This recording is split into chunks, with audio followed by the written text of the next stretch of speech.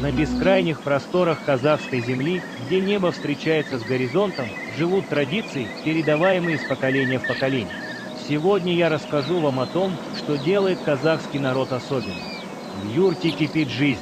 Сегодня здесь той, праздник, который у казахов значит гораздо больше, чем просто застолье.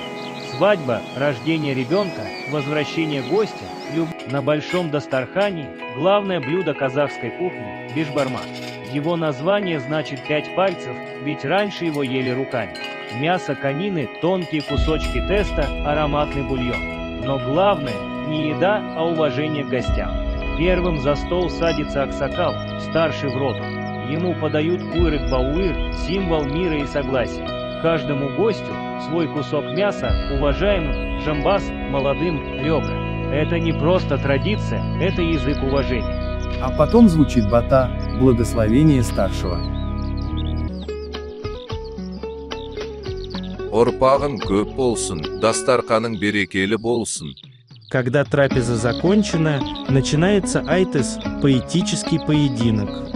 Молодежь соревнуется в остроумии, играя на домбре, словно сердца разговаривают в рифму.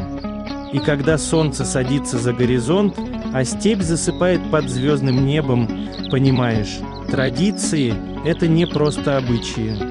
Это связь между прошлым и будущим, это тепло, которое живет в каждом казахском доме. Берегите свои традиции, ведь в них душа народа. Жаңа видеолардан қалмау үшін каналға жазылыңыз және қоңыраушаны басыңыз.